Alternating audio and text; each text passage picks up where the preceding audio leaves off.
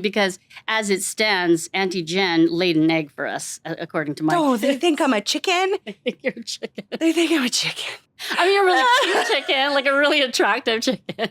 So every Easter, we pay homage to Ninang Jen that you gave the ultimate Easter egg. I'm going to start messing with your kids, and I'm going to start showing up with eggs and just be like, "Would you like one? Don't worry, there's not a baby in it."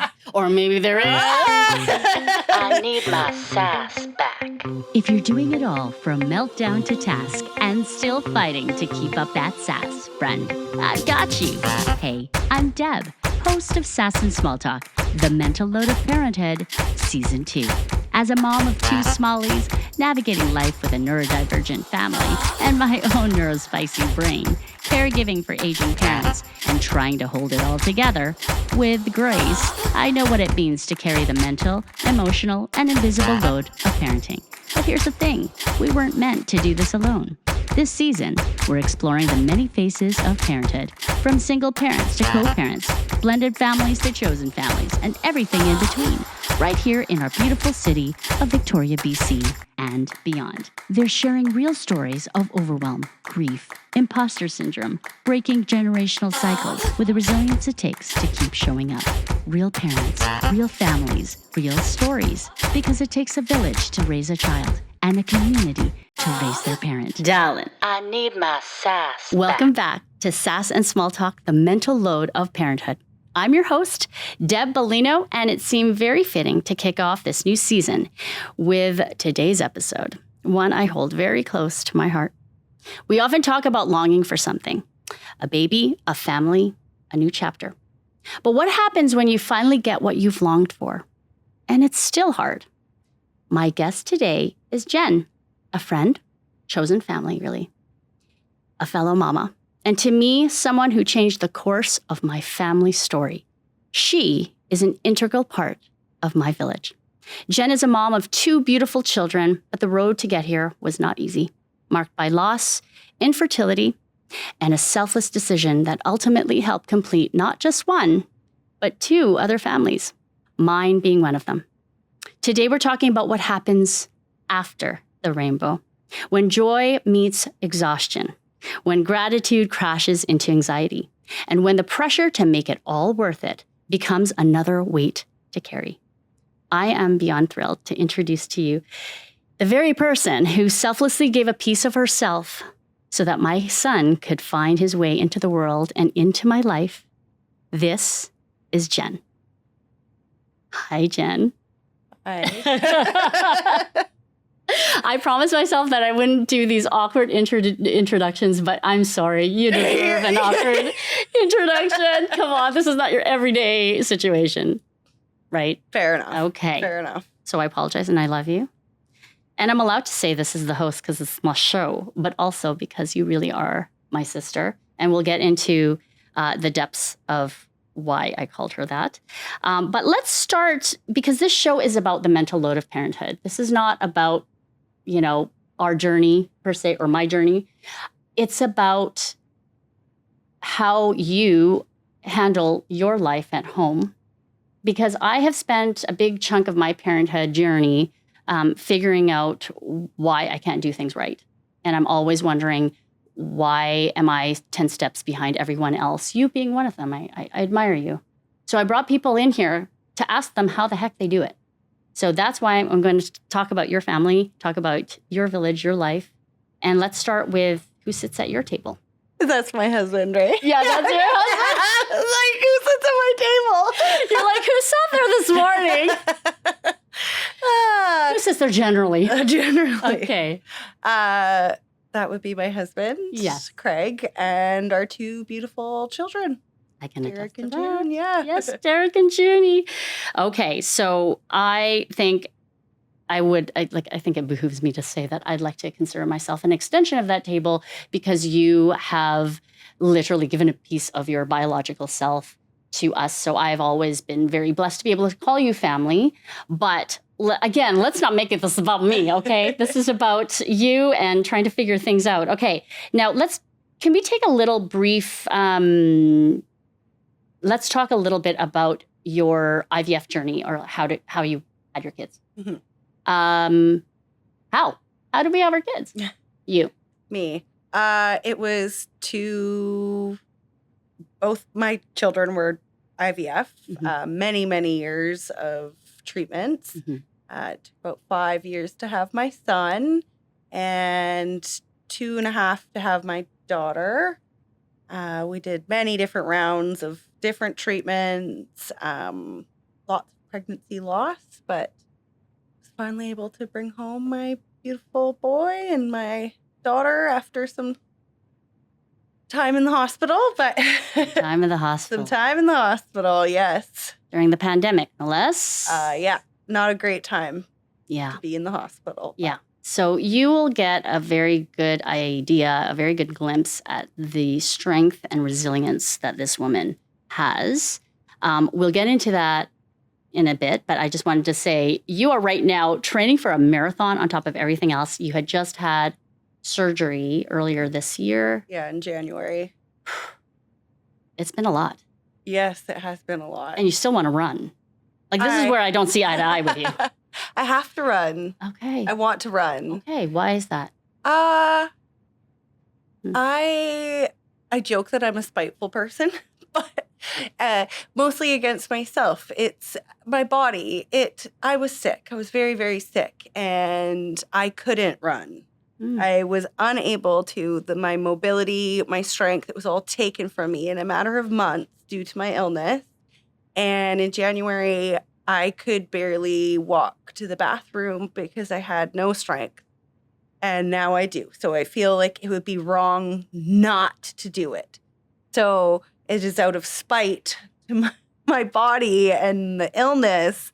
I'm better now, so I want to do the thing that I couldn't do before. I like that. There's a little bit of a spite thing if you look at it that way, or you can look at it as I'm grateful that I got my body back. I'm very grateful with a side of cheeky spite. Well, yeah, because you're Jen.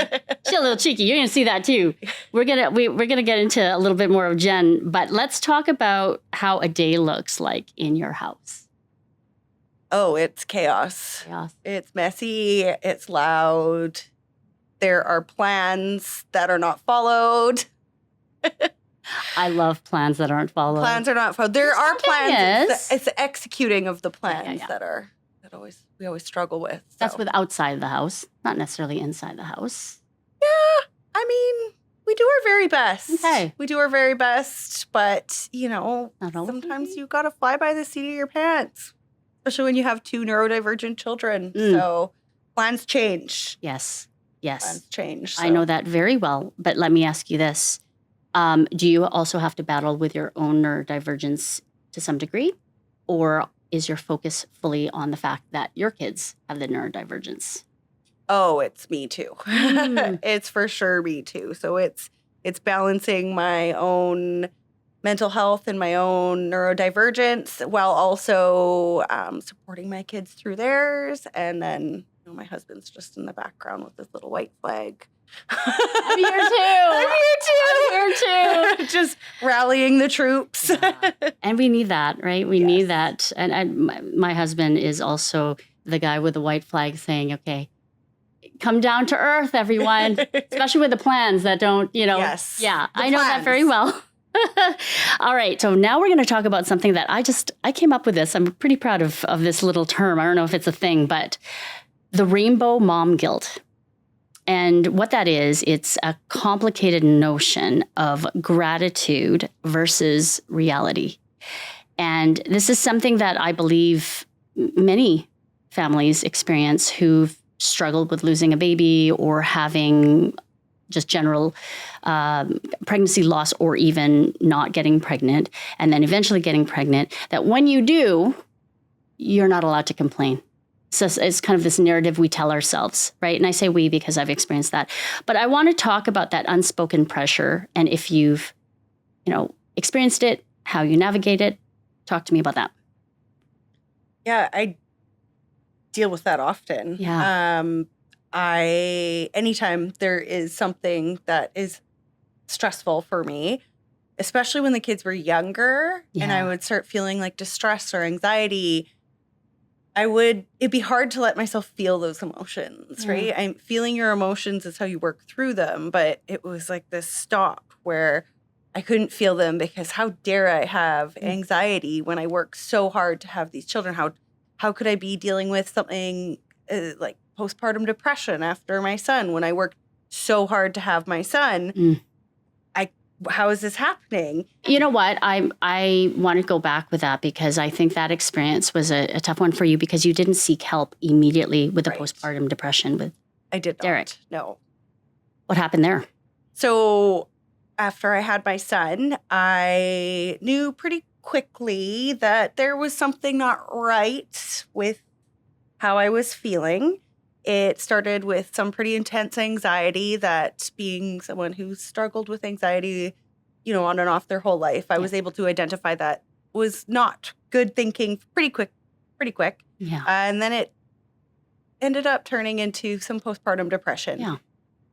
But I never sought any help for my postpartum depression right away. I knew it was happening. Yeah. I knew what was happening. I knew why it was happening. Yeah. But there was this little piece of me that kept saying, how dare you be depressed right now? You waited 5 years for this moment. You had countless pregnancy losses. You did everything to have this baby, and now you're depressed. You should be frolicking in the fields, smiling, laughing, and plucking peaches off trees. Pretty much. And think of all the women who were in my position that haven't yet had a baby. And now here I am with my rainbow baby and I'm depressed.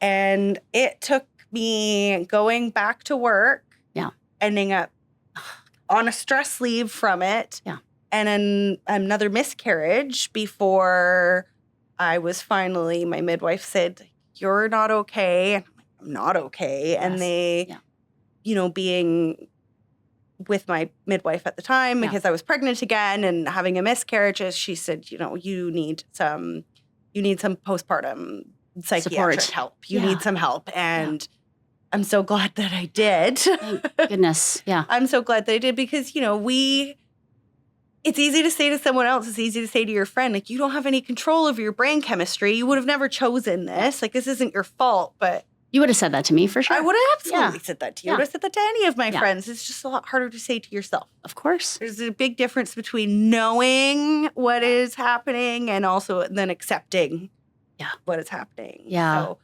I find, though, in treating my postpartum and treating my anxiety and working through that, it's helped me become a less anxious mom. I love that. And I strongly believe getting help for my postpartum depression and staying on my medication helped me through my daughter's NICU stay because had I not sought help with my son, I would have never had the strength to ask again. You would have ignored it. I would have just ignored it. I would have just ignored it. I would have told myself, you're so lucky that your baby is alive after all of this. You don't get to ask for help. But I had already done it. So I was able to be like, nope, let's nip this in the butt right now. So I immediately started counseling when my daughter was born. Love. I made sure I was in contact constantly with my midwife and my doctor and making sure my medication was, at the appropriate dosage. And I took really good care of my mental health, which I'm so thankful I did because 2020, everyone's mental health was pandemic. Bad. Yeah, I was in the middle of the pandemic. So I'm lucky in that sense that I was able to deal with it with my son because I was able to deal with it. You gave permission to yourself the next time around. Exactly. And it probably, because it was managed, it probably was, it supported you in a way that definitely was needed so that you could be there for her. She needed you to be as much Jen and as much mom as you could be while she was in the NICU because that was some hard stuff. It was hard. But my son needed me too because... I was only 6 months pregnant when I had her. I thought I had 3 more months with him. So all of a sudden he's, in the afternoon with his mom at Butchart Gardens smelling the roses. And a few hours later, his mom is at the hospital having his baby sister, 3 months early. And he needed me too. So it was juggling being at the hospital with my daughter and being home with my son. And if I wasn't mentally as mentally sound as I could be in that situation with the support that I had. I don't know how I would have juggled it all on top of the pandemic. On top of the pandemic, where there was, if anyone remembers, there was so much protocol. Like, it was shocking that they let you in the hospital at all. Oh, my husband, I couldn't visit like our daughter at the same time. Craig and I didn't get to see my husband hold our baby for the first time. I didn't get to watch him give her a bath. We weren't allowed to take our masks off. So, she didn't really see our face for the first couple months of her life. It was rough. It was rough, Jen.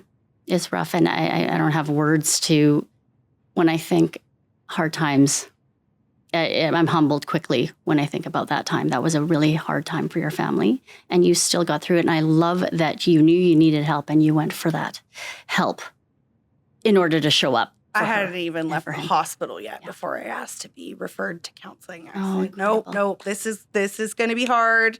I haven't even had the hormones hit. I need you to set me up with some help. Immediately, and I'm so happy for you that you did that.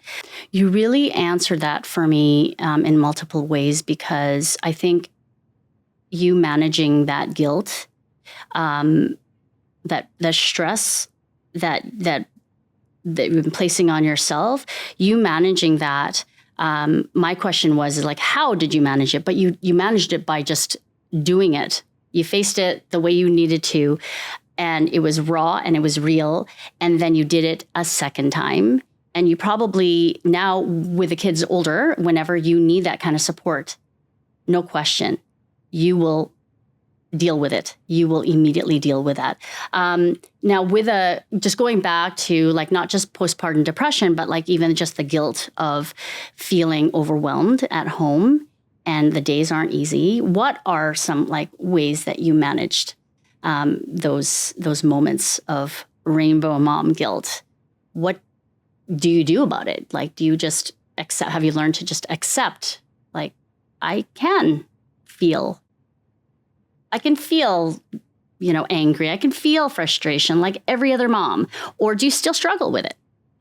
I think I still struggle with it. Okay. An imperfect human. Yeah. So, a lot less so, significantly less than when my kids were little. Mm-hmm. I had a lot of moments where when late nights crying and you feel frustrated, like, just please go to sleep. I just need to sleep. And then, they do finally sleep. And now I can't sleep because I'm laying there feeling guilty that I was just frustrated about not getting the sleep. And then, I start to spiral. You wanted this for years. There's women that have tried, just as long as you, and you have your baby, and now you're frustrated because you can't sleep. Like, how dare you? How dare you? How dare you? That still creeps up on you. It's less now. Okay. It's less now. And I do something now that I did a lot while I was trying to have babies, is that recognizing that we can hold two conflicting emotions at the same time. You can. Two things can be true. Two things can be true. Yep. And a thing that I used to say to myself a lot, and I'm sure you did too, was that I can be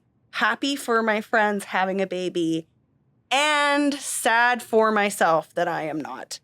And so if I was able to hold both of those emotions before, I should be able to do it now.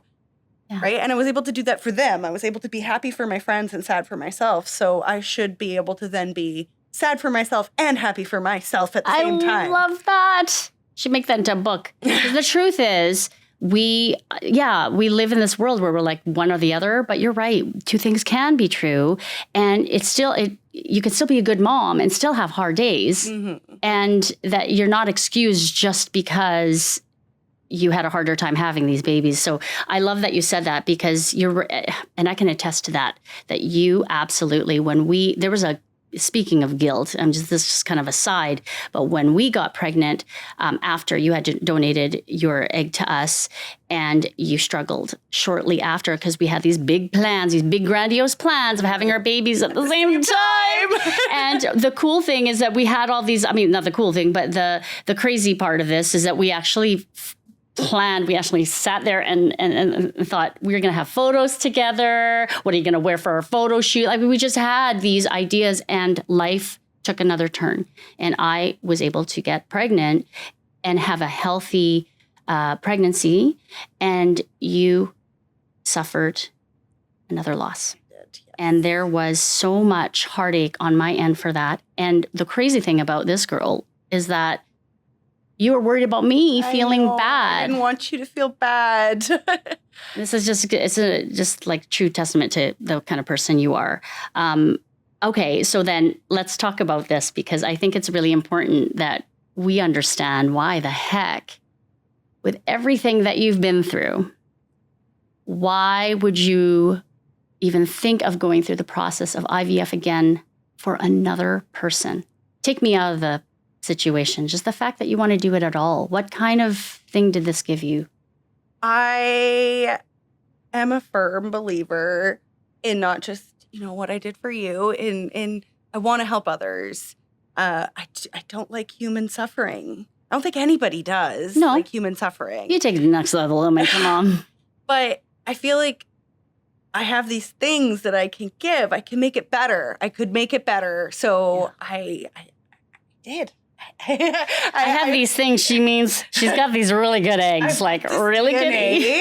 She's got great eggs. But I'm a blood donor. I'm a registered organ donor. These things, they don't take a lot of effort, but I can help people. I can spend an hour every few months and donate some blood. I can register to donate my organs. After I had my son, I donated breast milk, thousands of ounces of breast milk. Yeah. I'm lucky enough to have hyperlactation, so I donated breast milk. And then incredible.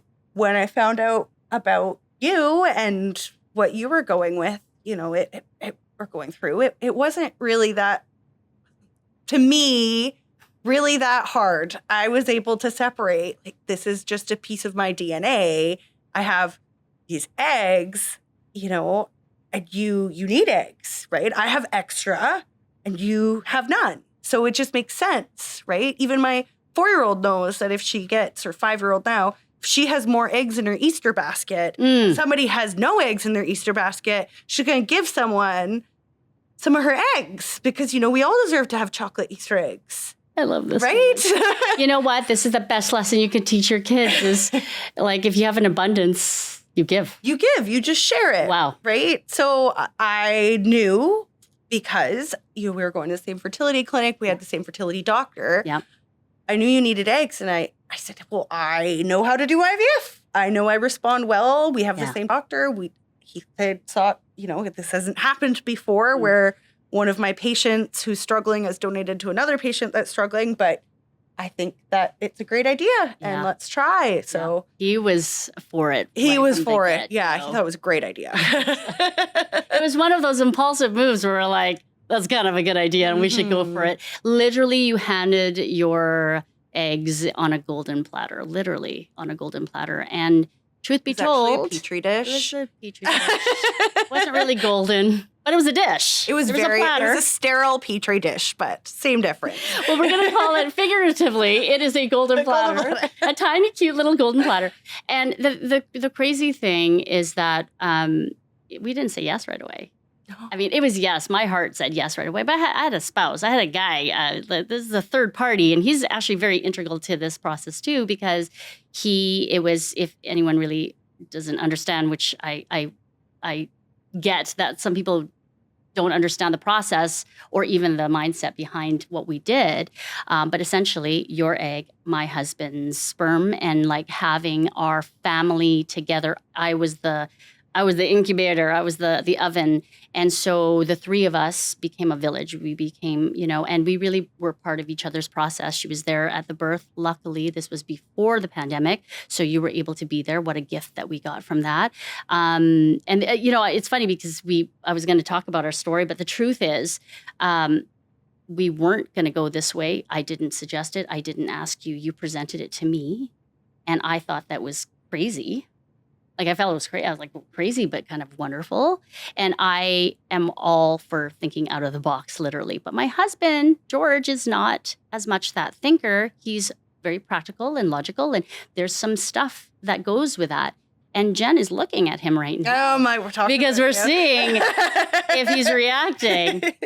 And he knows, like, he's like, I did the thing. He thought it through. And I think anyone who wants to do this kind of thing, you got to think You it have through. to think it through. It's a big you deal. don't. I offered, but it's not just let's do it. You're There's, like, there's counseling. you're in the There's hospital. for all the parties. It's not just something you just do. Yeah, and that's right? why it felt right, because we all needed our time to think about it. Mine was an immediate yes. You were an immediate ask, and then he was like, okay, 4 months. It was immediate for George, I got to say. But we need that kind of person in our team. We need our white flag.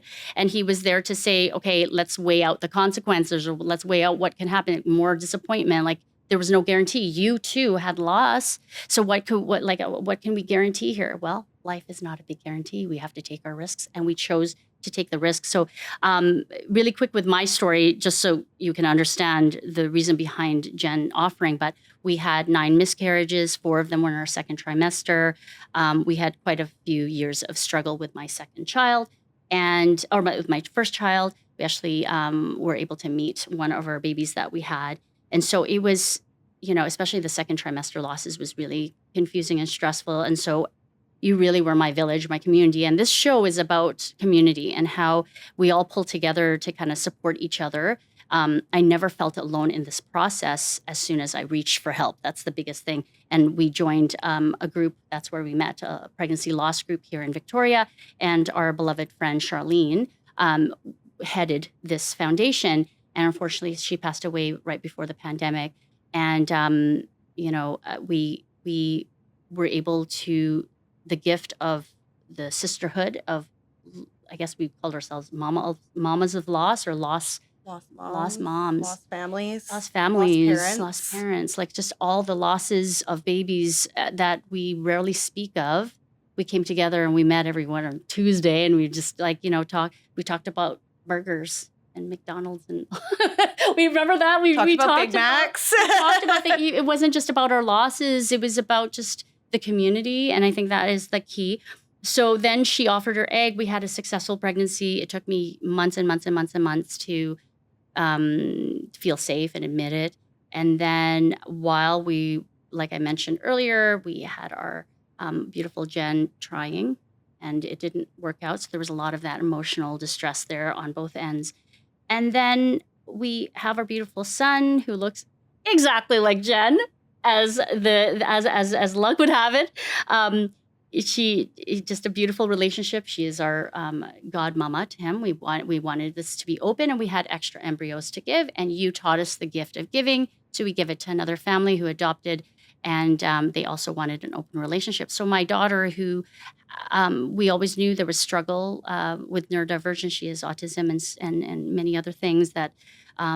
We need support for her as far as knowing safe community. So we always wanted siblings. And then we got our siblings, and not just 1, but now 5, because of this beautiful gesture. And it's beyond a gesture. I mean, there's got to be a word for it in the dictionary, but it's not gesture. It's bigger than that. So I do thank you for that. But now it's your turn. Now, we talked a little bit about the fact that you did IVF with both kids. You had losses throughout. Is there anything we missed through that journey? Because I do want to talk about a little bit about how that shaped you as a mom. I know it's a loaded question. What's your story? What is your story? It was, I don't want to say typical infertility, but yeah, I had infertility. I did IVF and had my son, and did it again after I donated eggs to you. I did a second round of IVF to have my daughter, and we thought things were smooth sailing, and then I tripped and fell. That's so. It was the most fluke accident, but I fell while camping onto my stomach, and just where my placenta was situated, I caused a placental abruption and had to deliver my daughter at 28 weeks via emergency C-section. And it was really scary. She was in the NICU for 2 months. It was a really hard 2 months. We're very lucky for all the support. As you know, near and dear cause. I talked earlier about being a blood donor. I also work for Canadian Blood Services. My daughter received a blood transfusion when she was a baby. So giving is what kept my daughter here, right? Giving is what saved my baby. There's the full circle right there. Giving is the whole reason that my baby even exists. I don't think we would have been able to do a second round of IVF had I not, donated eggs to you that, helped us with being able to do our second round of IVF through the clinic because of that. They gave some support because of my generosity. We were able to do another round, which is amazing. It's so amazing. Yeah. And then, being in the hospital, my daughter receiving blood products is another, some random stranger, some random person who I will never meet just took an hour out of their day to save my baby, which is amazing. So I think, a huge part of my journey has just been other people, just been giving and receiving. Giving and receiving. Giving and receiving, giving and receiving, and just leaning on my partner, leaning on my friends, so. I love that. And it's true, just going back to like the giving and receiving in the blood. I mean, I would not be here. It was a complicated birth story for me. I lost a lot of blood. I think it was close to 4 liters. I'm only made of 6. And so not good. But it was with the transfusions that saved my life. I wouldn't be sitting here right now and I wouldn't have my son had it not been for the generosity of donorship. And is that a word? Donorship? Donating? No. Donating, yeah. Because of our generous donors. Yeah. Yes, our generous donors. And it's kind of amazing that you work for the Canadian Blood Services. I mean, just incredible that, it's just full circle. The whole thing is full circle. So I can see why generosity fills your heart and fills your cup. And so I love that this is the open story that we can talk about. But how do your kids handle the fact that you shared a story with other families? Do they understand yet? We're working on it. My son does understand.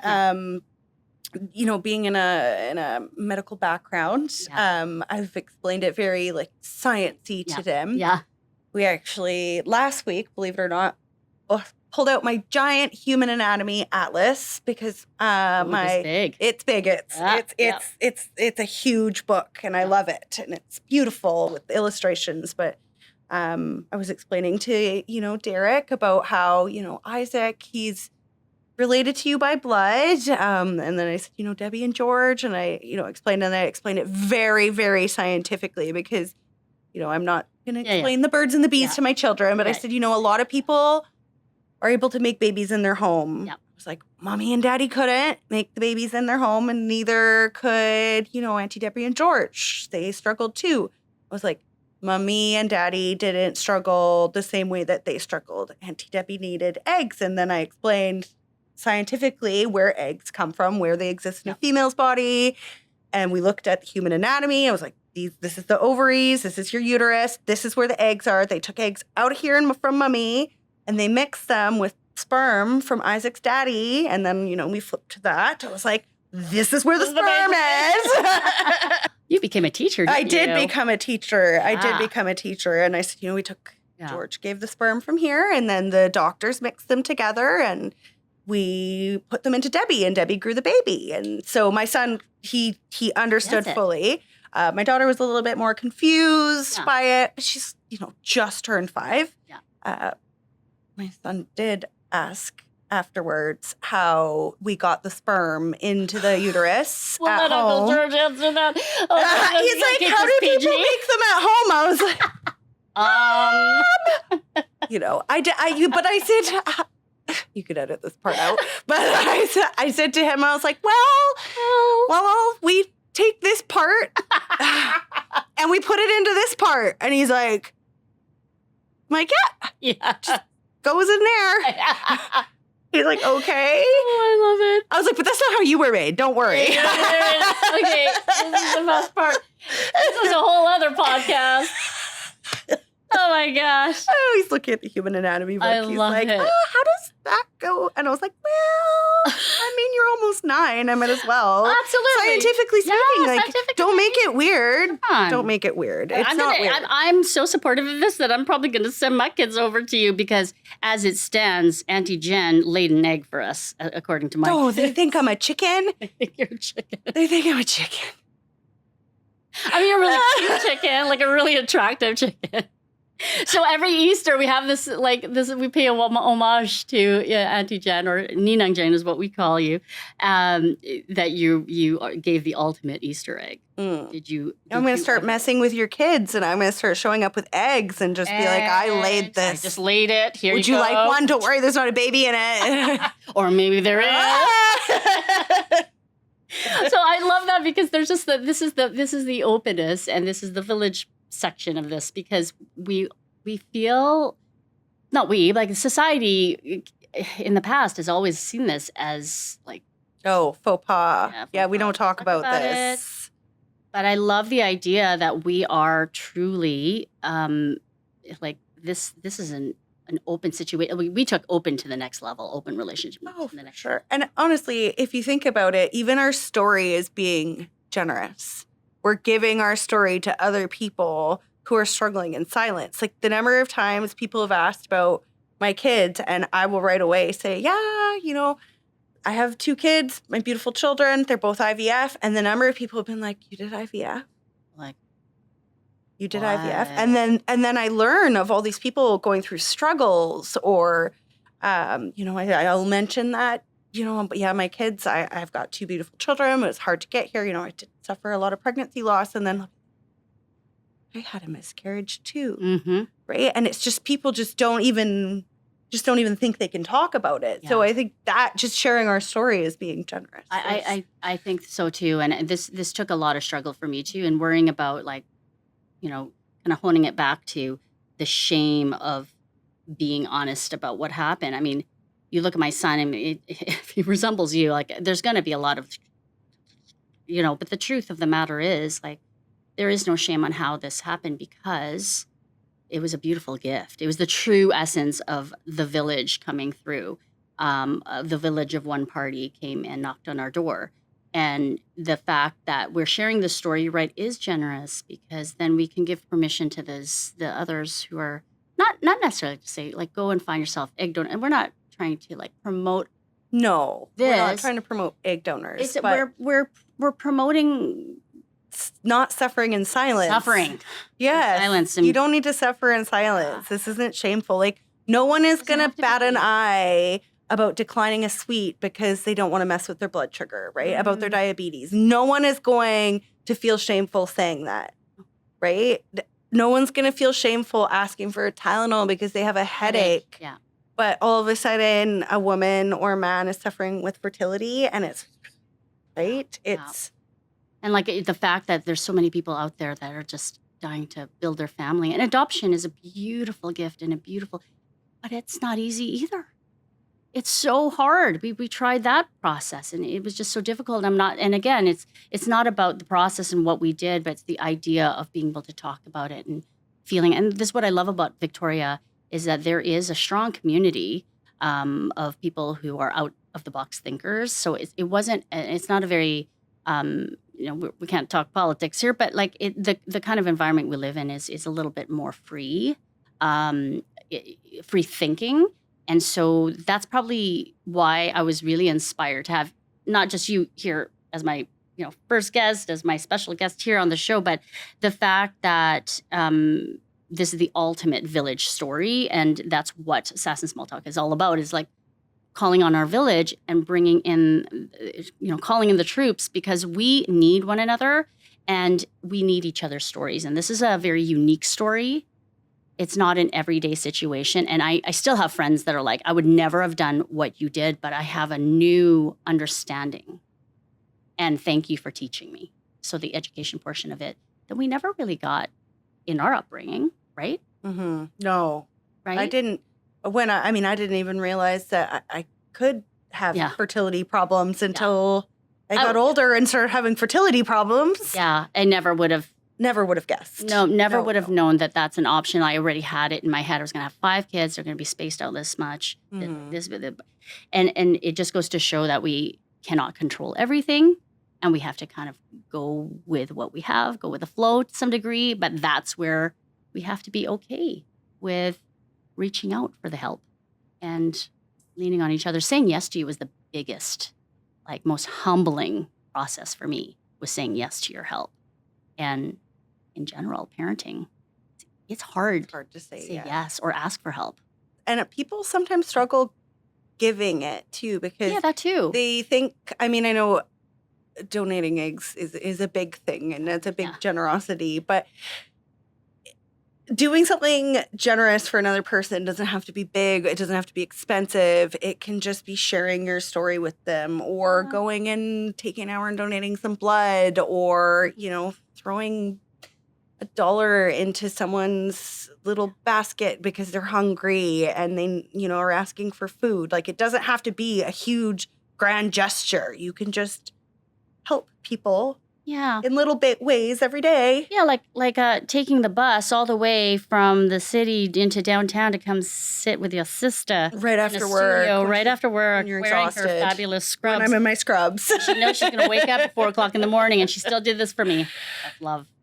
I love that. I'm so humbled by that, and I do want to ask you just in general because you are faced with overwhelm all the time. So aside from the fact that you struggle to even build this family, then you have the family, then you've got the noise, and you have with the neurodivergence you had to go with the assessments and all the appointments that come with that. That's a lot of stuff, a lot of overwhelm.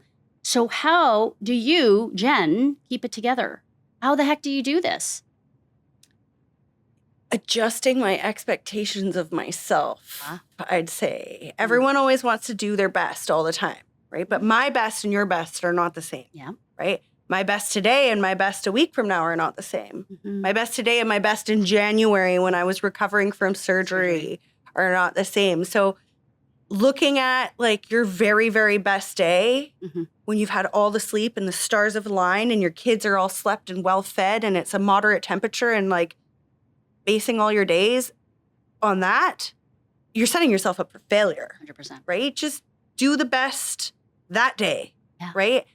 Baby steps. Baby steps, right? Yeah. And lowering my expectations for myself, but also for my kids, right? Like, That's the best lesson you could teach them as well. Oh my modeling like, goodness. grace for yourself. Absolutely. Like I always tell my children, like, I don't care how good you are at anything. I just care that you tried, Yeah. right? I think that's the same for my kids. They just want to see that I am trying. They want to see me show up. They want to see that I love them.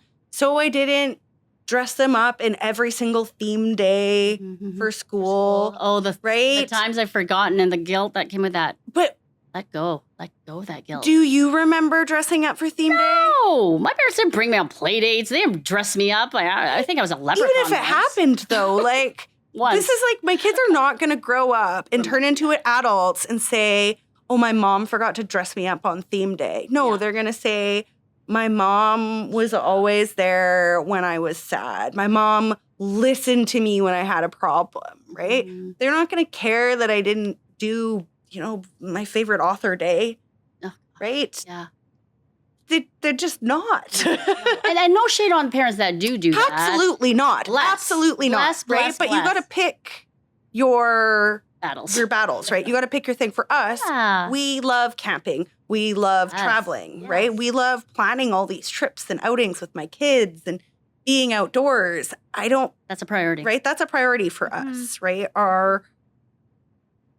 My job is a priority for me. Making sure my neurodivergent kids are rested and fed is a priority for me. So those types of things are lower on my priority list. And before, it's not everything needs to be top priority, right? But it used to be. It used to be. You had that mentality of Absolutely. perfectionism. When I first had my son, I absolutely had. And if I didn't give him all wooden toys and if I, I remember the wooden toys. I oh had my that too. goodness, Yeah, right? yeah. Like everything. Oh, I was like worried about all of his shoes. They have to be perfectly bendy. I was worried about baby wearing. I'm worried about breastfeeding and about attachment, about sleeping. I kept hearing people, oh, you should cry it out. And that didn't feel right for me. And so it was just everything needed to be perfect all the time. Yeah. I was exhausted, It is exhausting. right? So, and not even one thing needs to be perfect all the time. No. Not even one thing. But like prioritizing, which things would I, in a perfect world, which thing is at the top? Yeah. Right? Yeah. They can't all be at the top. That's just not how it works. Yeah. Right? And doing this on the daily as opposed to like even just in the grand scheme of things, you could just look at the baby steps within the day, within the hour. And I mean, it Wins. sounds awful, but if you lowered the bar really, really low for yourself, Mm. right? You lower it down and then you're constantly going above it. Win-win. Win! So play games with yourself. That's what Right? you do. I love Exactly. that because I have spent my life I don't even sleep sometimes because I'm like, but I got to get this done though. But I have to make this card perfect.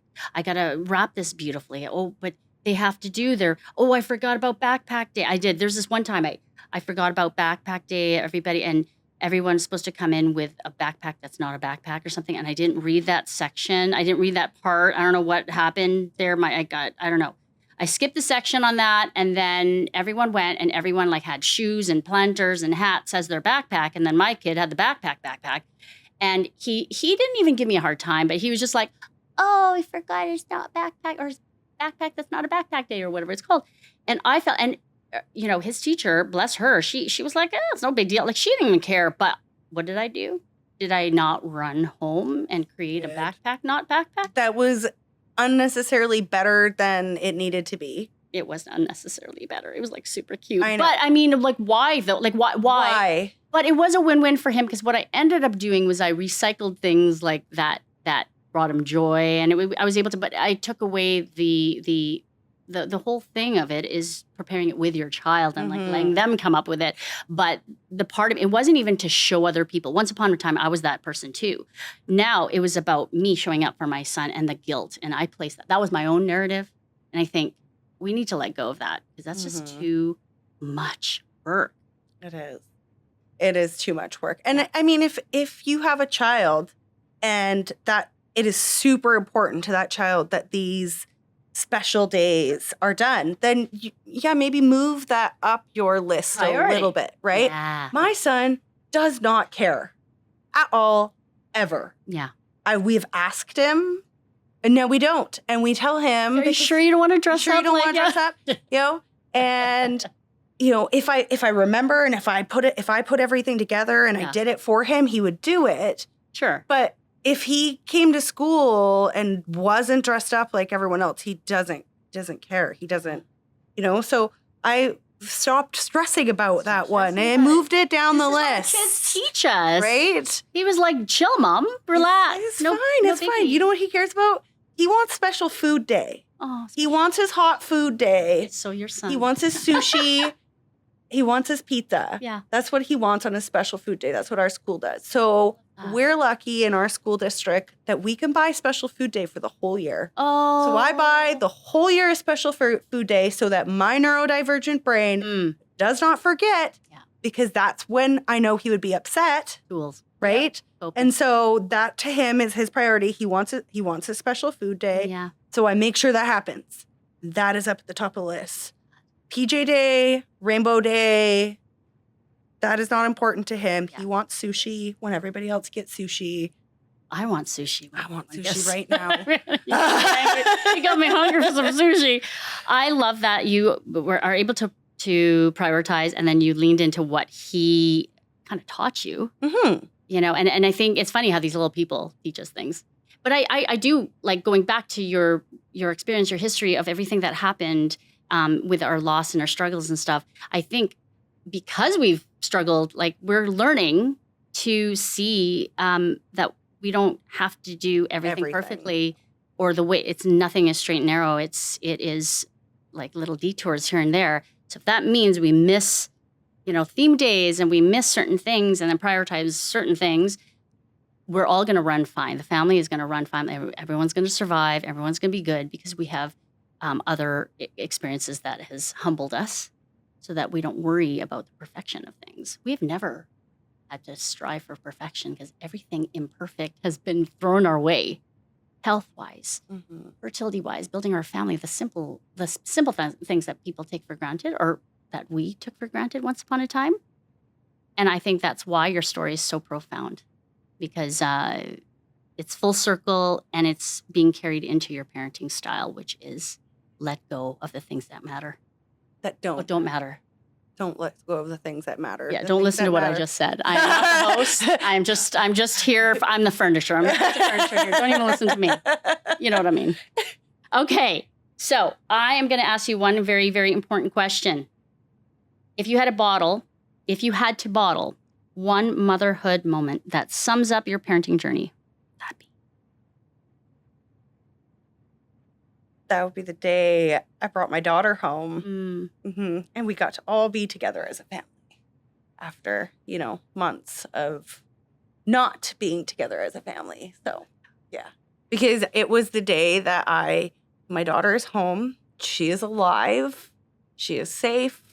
And it's like I could walk up to that family building book and I could close it. Oh. And I could put it on the shelf. Yeah. And I didn't have to open it again if I never wanted to open it again. Yeah. And I was like, okay, from this day forward, we can go forward. Yeah, we can move forward. We don't. So that was that was the best day. We super corny, but it was 2020. We hired a photographer to be at our house for us so that I could capture, I remember. I could capture the look on my son's face when he saw his little sister for the first time. So that was like the most special day. And Deb will remember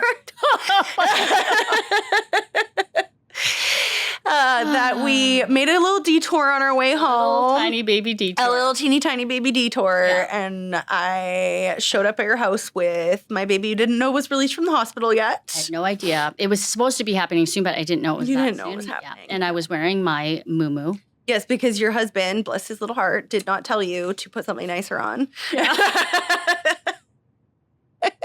I had to give him the eye because I remember that moment, but I cared for a second because I'm like, there's a photographer hiding in the bushes.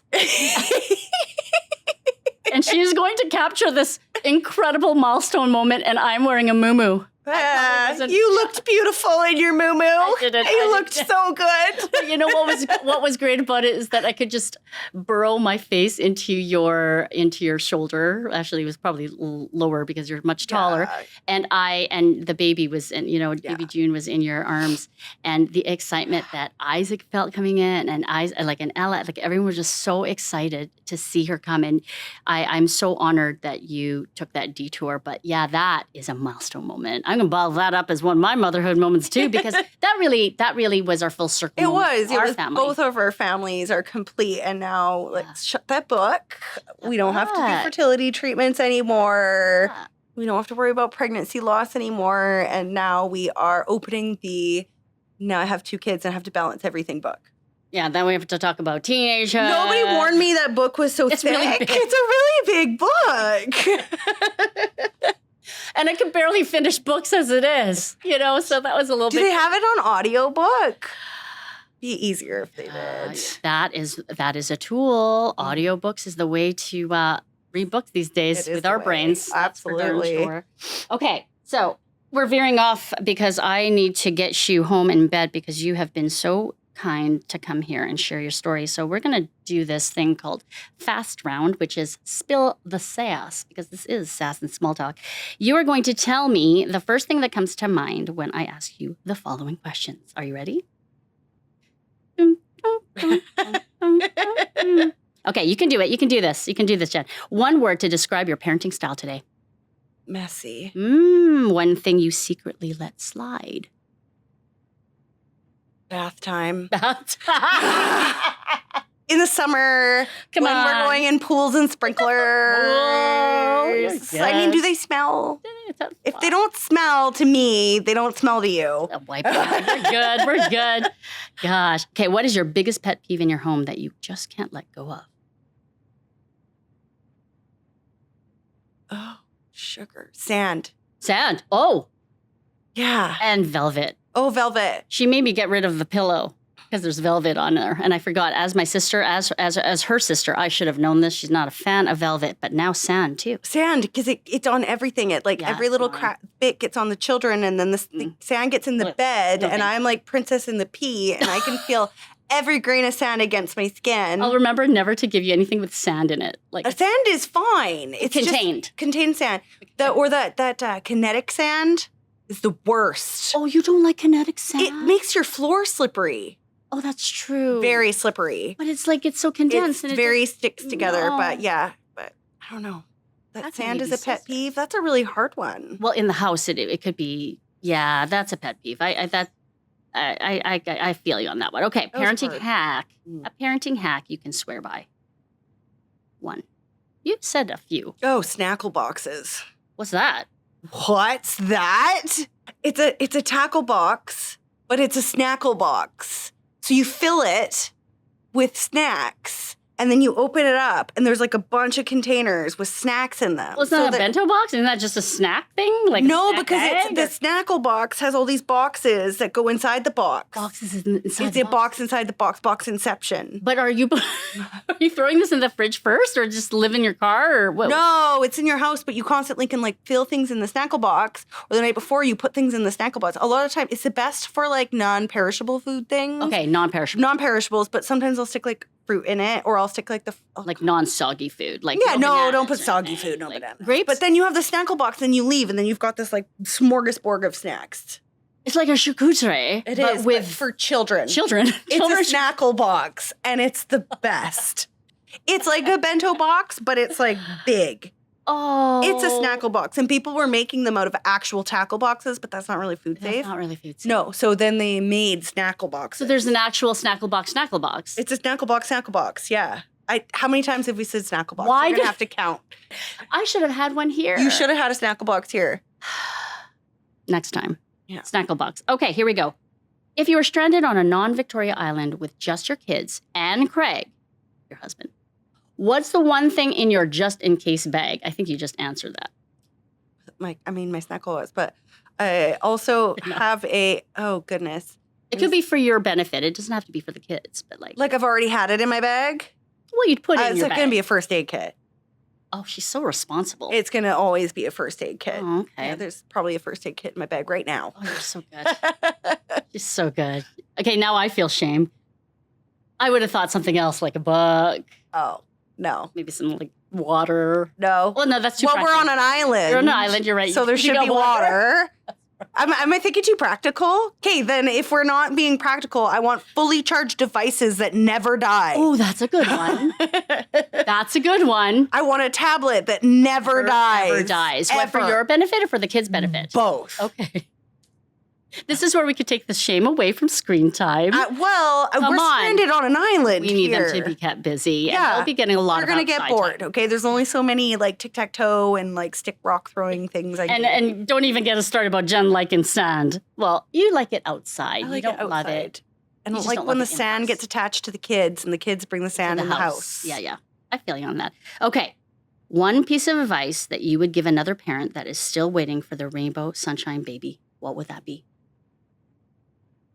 Don't lose yourself in trying. I love that. I wish I heard that years ago.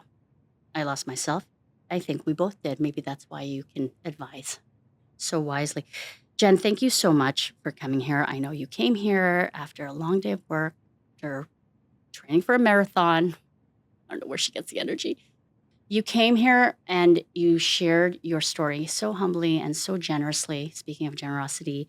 But of course, you coming into my life, I probably wouldn't even be sitting here if I was still on that train of hopelessness and trying to get that baby and complete my family. You helped expedite that. And so I'm so grateful to you. But also today, you shared your story of what life really looks like after the rainbow, which will serve so many families. People who haven't even experienced loss or who will never experience this kind of loss, baby loss, pregnancy loss. The fact that you can offer such wise words and humility, I am humbled. And I even know your story, like the back of my hand. I know your story, and yet I'm still so touched and moved by it. So thank you. Yeah, that's all I have to say about that. You know how grateful I am to you. But thank you for being real, and thank you for being you. I love you. I love you too. And for all of you out there who are still, waiting and grieving and choosing hope, you are seen. You are not alone. And I thank you so much for joining us here on Sass and Small Talk, the mental load of parenthood, because it does take a village to raise a child and a community to raise their parent. And we'll see you on the next episode of Sass and Small Talk. Bye. Oh my God. How did we do it? We did it. We did it.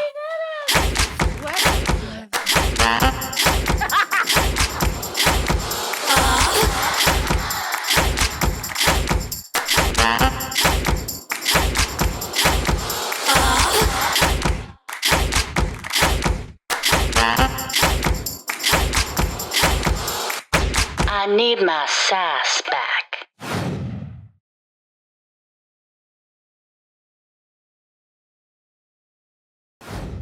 Signing off. See ya, guys. Bye. Signing off. See ya. Bye.